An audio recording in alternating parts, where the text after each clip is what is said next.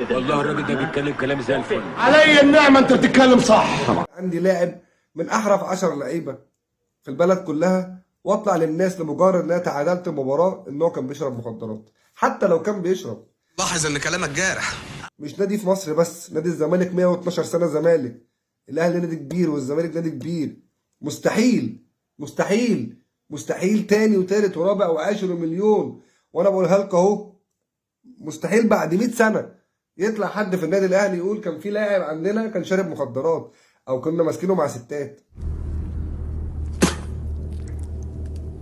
ما ينفعش الكلام ده. انا عايز الناس تشوف وتسمع وتحس بجمهور نادي الزمالك، وبجد يعني اللي بيحصل ده ما بيرضيش لا اهلاوي ولا زملكاوي. لما اطلع عشان اتعادلت مباراه اطلع اقول يا حازم انت وصمه عار، بيكلم حازم امام احد نجوم نادي الزمالك على مر التاريخ، يقول له انت وصمه عار في تاريخ نادي الزمالك. واحد ما سابش حد الا لما شتمه، واحد شتم الناس كلها، شتم الجمهور اللي بدعم النادي، شتم اللعيبه، شتم المدربين، شتم الناس كلها، شتم الامهات، خطفه، عمل كل حاجه ممكن يعني ممكن اي حد مش كويس يعملها. عليك وغلاوي العرب وام بوعك. يعني عمل اي حاجه ممكن لاي حد مواطن عادي في الشارع قليل الادب يعملها، مش واحد في حجم ده. متبقاش انت مسؤول وماسك مؤسسه كبيره بالحجم ده وتقول كلام شبه ده. انت بتتكلم عن نادي بقاله 112 سنه، مش انا اسف مش زريبه. يا بيه طلع لسانك واخبطه كده، جايز في حاجه؟ طلع لسانك واخبطه، مش فاهمين. يعني ايه اطلع اقول للعيب عندي انت جايب اكلة فسيخ، ولعيب تاني انت جاي لي بشبشب بصوبع، ولعيب تاني انت كنت لابس تيشيرت مقطع، ولعيب تاني انت ما كنتش لاقي تاكل، ومدرب انا مالكش حاجه عندي، ومراجل بيقول له اطلع بره، والنهارده انت كنت شارب مخدرات، ومش عارف من امتى كانوا جايبين ستات فوق، ومش عارف الفلانه اللي لابسه كذا ما تخشش، الفلانه اللي عامله كذا ما تخشش. يا دي الفضيحه ام جنادل، يا دي الدلسه ام حناجل. بتعامل مش مع حد بيدير مؤسسه، انا بتعامل مع بلطجي بيفرض رايه على الناس، مش محتاجه حاجه يعني، للدرجه ان خليته بيشتم في مؤسسين التاريخ ده. يعني في كباتن وفي لعيبه اسست التاريخ ده، حققت بطولات، اتشتمت واتهانت وهي ما عملتش حاجه. الجمهور اتشتم، امهاتنا اتشتمت، ومدير امك صاحبتنا. احيه يا ابو سوسه يعني انا عايز الناس بس بجد، النهارده بيقول يعني احذريني يا دوله، يعني انا مش عارف هيعمل ايه تاني. هتكلم وهقول كل حاجه، اصل انا عامل فيديو محقق بتاع 200 مليون مشاهده. انت والله انا تعبان اقسم بالله. انا عايز الناس تحط نفسها مكاننا وتقول لنا هل ذنبنا ان النادي بتاعنا يبقى مسخه قدام العالم كله؟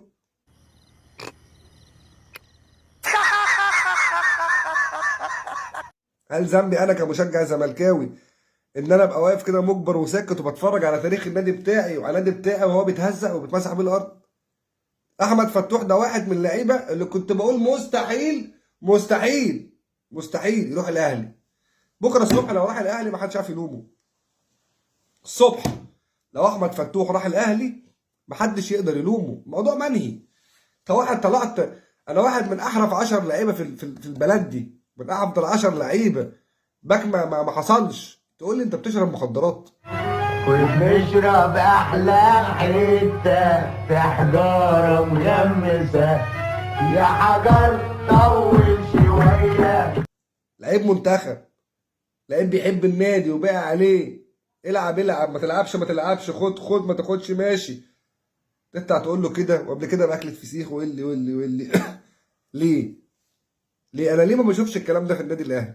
انا ليه ما بشوفش الكلام ده في اي نادي عشان ادي حجه لنفسي وللناس ان اللي بيحصل ده هيبقى مقبول في يوم من الايام، وان مش هيجي جيل نشأ دلوقتي واتفرج على كل المهازل اللي بتحصل دي وتربى عليها وهيجي كمان 10 سنين و20 سنه يقول لاولاده ده نادي الزمالك ده كان عندهم واحد بيشتمهم بامهاتهم.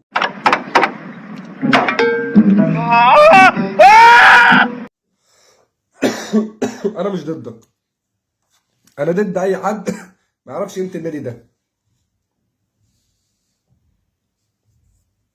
التاريخ مش هينسى اللي بيحصل فينا يا جماعه، والله التاريخ ما هينسى لك اللي انت عملته فينا. الانجازات اللي انت عملتها ما حدش شافها. عملت حاجه، كام جنينه، كام حمام سباحه، جبت بطولات. كل اللي حصل ده وكل الفضل اللي انت فيه ده بتاريخ اسم النادي، مش منك انت ما اضفتلوش، هو اللي اضاف لك، بس انت قللت منه. الوحيد اللي يعرف يقلل من مؤسسه هو رئيسها. علي النعمة انت بتتكلم صح. الوحيد. لو عامل في المؤسسه دي وادلى بتصريح يقلل من المؤسسه، اقل ما فيها هيترفد وهينزل اعتذار.